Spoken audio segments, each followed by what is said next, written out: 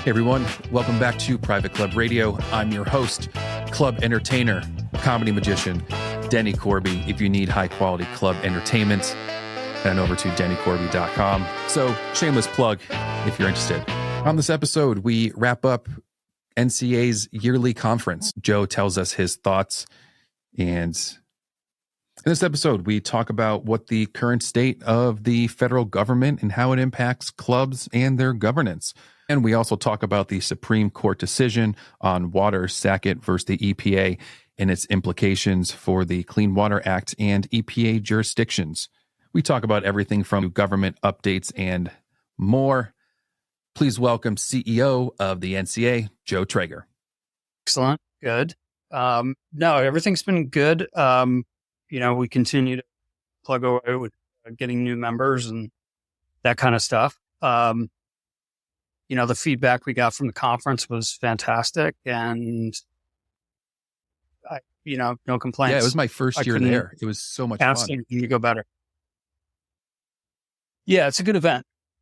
And I'm, I say this every year. This is my fourth or fifth conference now, and it still just amazes me the quality of production that NCA puts together for such a lean staff. Your staff is unbelievable. They are amazing. When I put out the recap episode from the first day when I was there, I mentioned just how amazing the staff was to work with. They all put on such a great job and are so nice and friendly. Yeah, absolutely.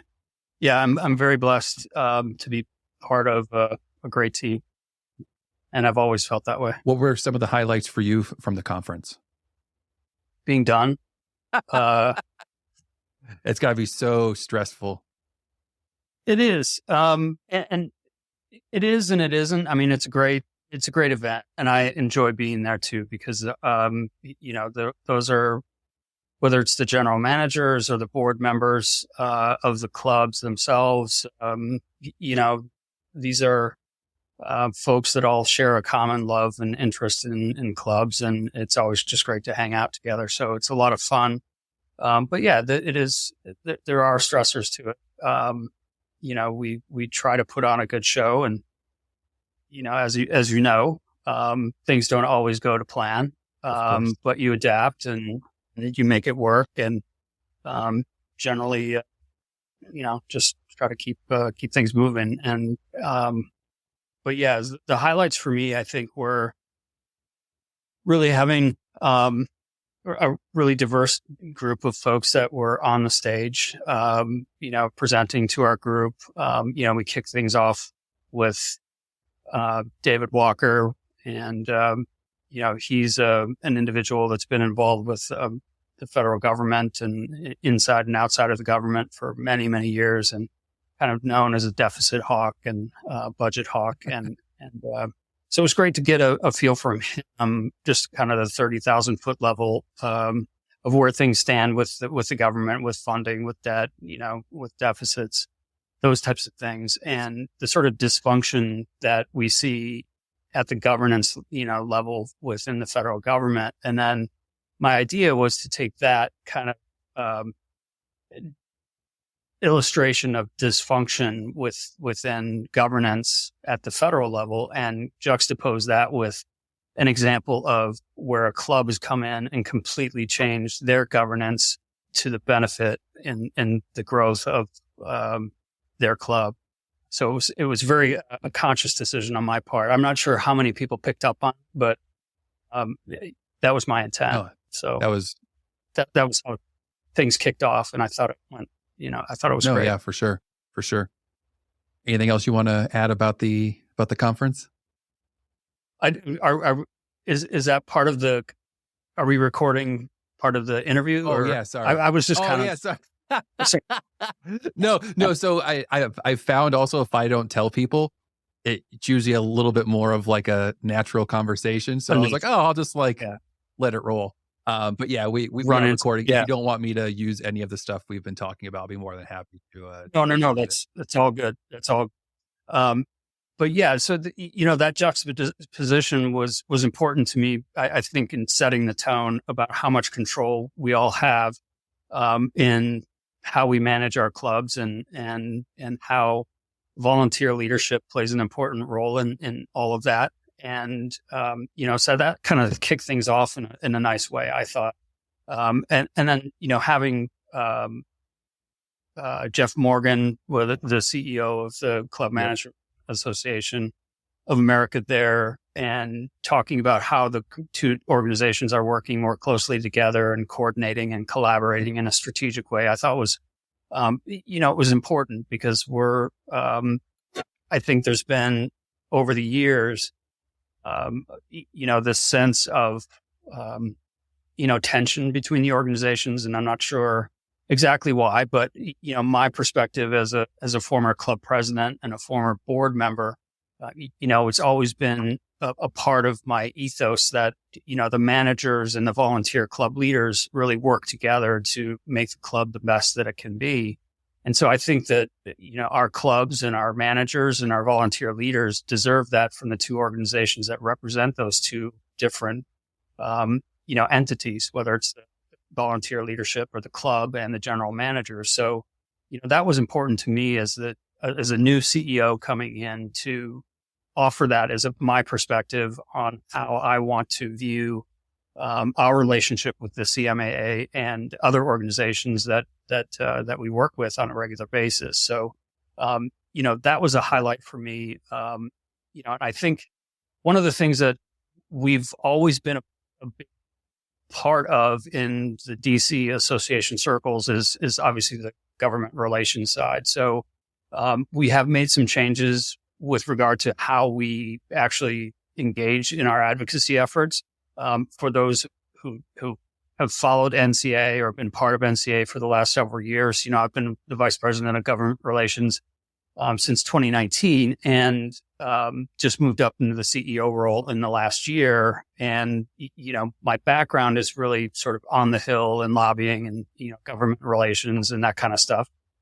In addition to my roles that I've played within my own club and that kind of thing. But so it was important for me as we look toward the future of the organization to continue to have a role within government relations as the CEO.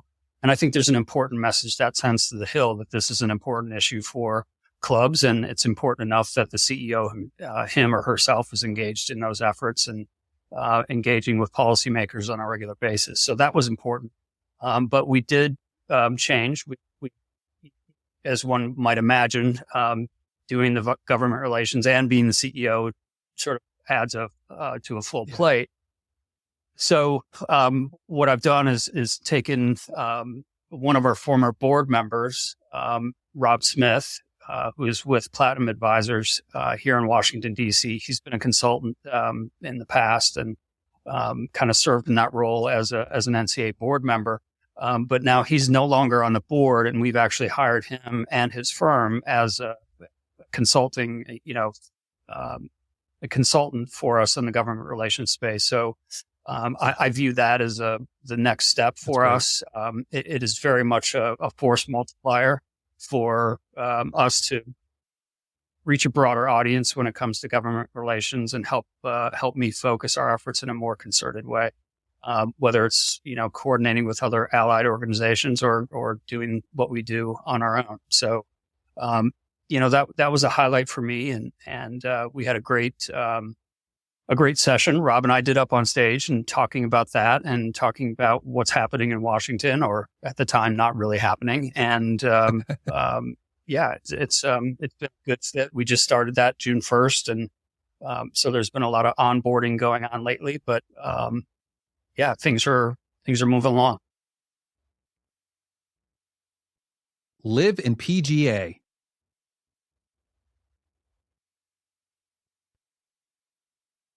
Oh, Sorry. No, you're good. You're good. That's wild. Yeah. I mean, the announcement this morning is, I think it shocked a lot of people. And frankly, I think it shocked a lot of people that probably should have known that this was going on. And, it's going to be an interesting road ahead. Obviously, I think, Jay Monahan is going to have some sort of explaining to do. And my understanding is that he has a players meeting scheduled today at 4:00, and is going to brief folks on how things sort of played out. But yeah, I mean, I think very few people anticipated, just given the rhetoric and the posturing that was going on over the last year, that this would happen. There are some folks that did, predict that this would happen, but a very, very surprising turn of events this morning. And, from the National Club Association perspective, we don't really have a position on LIV or the PGA Tour or, anything like that.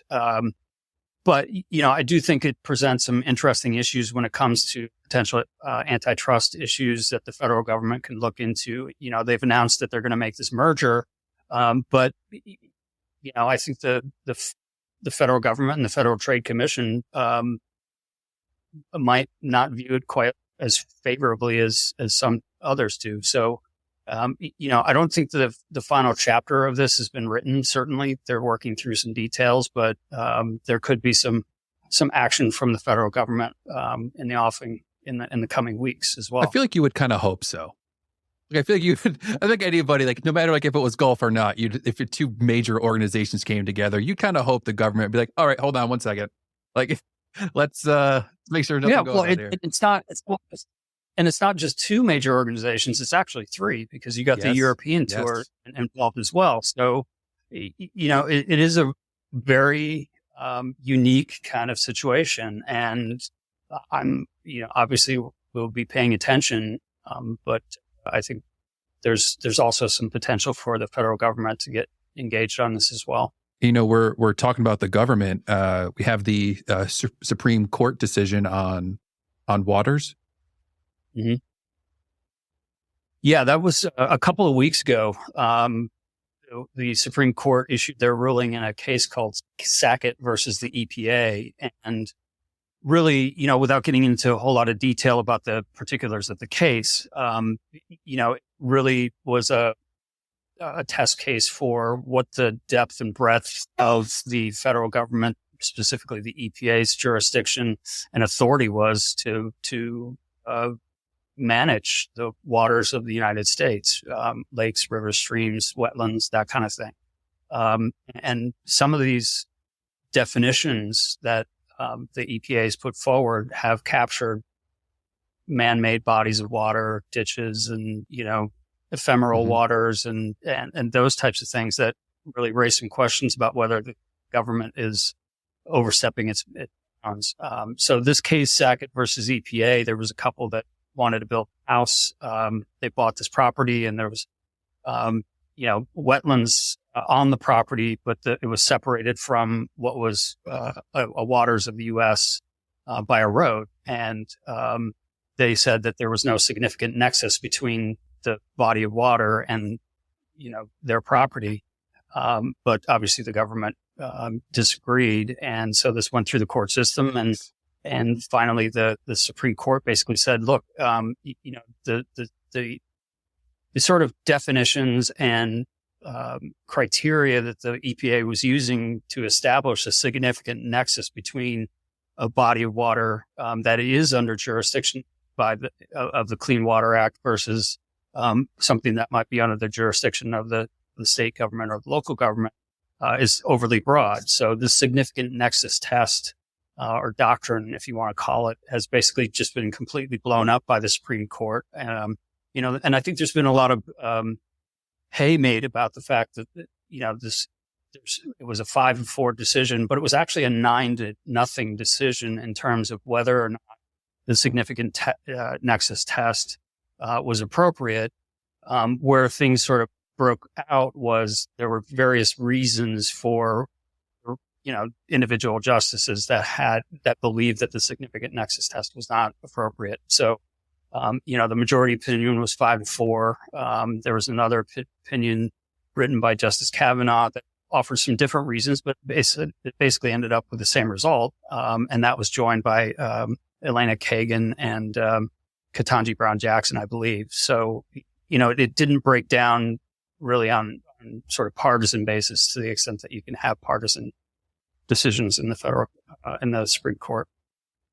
So it's going to have an impact on how the waters of the United States rule that the EPA issued or finalized in January and went into effect in March is going to be applied or implemented. And, so we're still sort of picking up the pieces and trying to figure out exactly what that means and how the government's going to respond to it.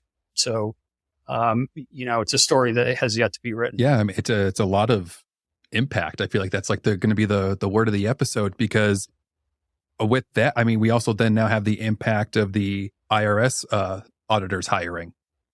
Yeah, and I think that's something that we've sort of seen coming. The Inflation Reduction Act, or some people quibble about whether or not it should have been named the Inflation Reduction Act, given that it really didn't do much about inflation. But be that as it may, there was an additional $80 billion that was allocated to the Internal Revenue Service, and what they're in the process of doing right now. Some of that money is sort of impacted by the debt ceiling package that was just agreed to, but nothing significant. And but what the IRS is doing right now is they're going out and hiring and training auditors to bolster their enforcement efforts. And where that raises concerns for me, from an organizational standpoint, is, what potential exposure or impact could that have on the auditing of private clubs around the United States? And so we're keeping an eye on that as well. I think one of the things that clubs can do to prepare themselves or, get ready is just kind of do an internal audit to make sure everything's, all the I's are dotted, T's are crossed, and that kind of thing. So, and they're in compliance with all of the required regulations and tax rules. No surprises. So, but we'll keep an eye on it, and we'll let folks know if we're picking up any chatter about increased audits and that kind of thing. But there's we've seen an uptick in the number of inquiries being made about Paycheck Protection Program loans, particularly in the state of Florida, Pennsylvania, and some others.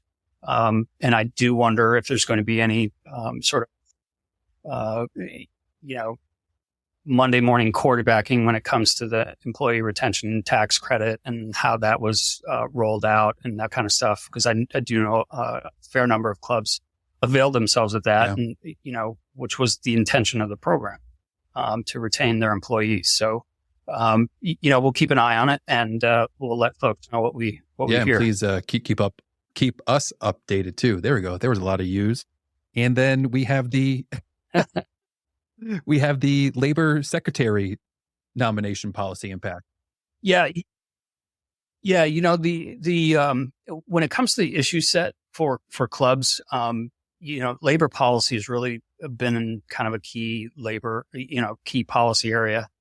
And I think that really stems from the fact that when you get right down to it, clubs, when you look at their budgets, roughly about 40 to 50% of their budgets annually are for labor, whether it's salaried or hourly employees. And as a result, there's a great interest in the labor policy and what's happening at state levels, but also federal government. So right now, we're in the process of, we have a nominee for a new labor secretary. Julie Sue is her name. She headed up labor in the state of California, which is often a strike or two against you when it comes to getting a confirmation in the U.S. Congress. And she's run into some issues, and not just among Republicans, but there's some Democrats in the Senate that are expressing some reservations about whether or not she should be confirmed as well. So she is actually in front of the House Education and Workforce Committee tomorrow, and it's likely she's going to receive quite a few questions about the policy direction of the Department of Labor. Specifically, I think there's going to be a lot of attention paid upon the independent contractor issues and potentially a proposed rule that could come out at some point on updating the overtime threshold. But obviously, when it comes to independent contractors, that's something that clubs care about a fair amount, given the employment or use of caddies at various facilities. And Traditionally that's been an independent contractor type of role, though we have seen some movement and some shift towards a third party arrangement where, the caddy is an employee of an agency that, deploys their caddies to various courses, that kind of thing. So, but the tradition has been an independent contractor role. And so we're obviously interested in how that's going to play out. The funny thing about all of this is that we're not likely to see anything move from the agency until she gets confirmed or she doesn't get confirmed. So we're sort of in the state of limbo right now. That's presenting some issues, not only from just a risk management standpoint and a government relations standpoint, but just from a knowledge perspective. How far out? You just don't know what's going to happen. How far out I don't want to say should we be worried, but what's the timeline of all of that? Does that make sense? When can the independent play out? Sure. The independent contractor, the final rule was really supposed to be finalized in May. So we're behind schedule, at least according to the unified regulatory calendar that government puts out twice a year. On the overtime issue, it's a big question mark. I suspect that the agency's probably been doing quite a bit of work in the background, but they're not going to show their hand or push anything out until the labor secretary confirm. It's just it invites too much, controversy or just open-ended questions for a nominee to have their nomination in consideration when major policy regulations are being put out.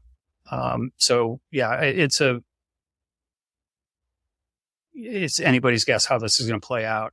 I personally, if I were to handicap it, I think that Julie Sue's not going to be confirmed. And then that raises some questions about, okay, well, does the agency then go forward and do these regulations, or do they continue to hold their powder until they get a new nominee? But I have no idea who that nominee would be. And that's, I think, where everybody else is too. Dog chasing its tail. In terms of nominee. Right. Yeah. That's our government. So any fun things on the horizon? Anything that's got your interest that you're looking forward to, that's got your concern? Just, looking out for the next couple of months? Mm-hmm. Yeah. I mean, we're, obviously keeping an eye on Congress and the different opportunities there might be there. We obviously have been pushing for the passage of the Personal Health Investment Pay Act, which is, something we've been working on with our allies for quite some time. The appropriations process, now that we're past the debt ceiling, negotiations and package, the appropriations process will start in earnest. And, we have a number of areas that we're looking at there. Most specifically, and perhaps importantly for us, is H-2B program, H-2B visas for seasonal workers. And I'm happy to say that we're in a pretty good position right now, though we really need to kind of circle the wagons and defend our position. The chairman's mark of that particular funding bill includes a provision that would exempt returning workers from the H-2B visa cap, which is something that we've been arguing and pushing for quite some time. And it does have some opposition. And I know that there's been some sort of background conversations, with members on the Appropriations Committee about taking that provision out. But it's always better to start with a provision in than it is to try to get something in later. And so we're continuing to talk to our friends and on the Appropriations Committee and Authorizing Committee to make sure that that stays in there. I think we do have, like I said, bipartisan support to keep it in there, but these negotiations tend to go as they go, and as is often said, nothing's agreed to until everything's agreed to, and so we'll continue to push for that. All right, Joe, thank you so much for coming on. We really appreciate all the updates and look forward to the next one. Likewise. Thank you very much. Thank you, Joe. Thank you, listeners. Hope you enjoyed that and got some value. Even if you're listening to it in the future, always interesting to look back, listen back, and hear what was going on at certain times during the world. So thank you, Joe, for keeping us up to date and doing everything you can to move the club world forward in the best light possible. Please reach out if you're interested in joining the NCA. They're a fantastic organization, really cool group of people over there. Whatever platform you are on, please like, subscribe, rate, share with somebody. We really appreciate your help and support. Until next time.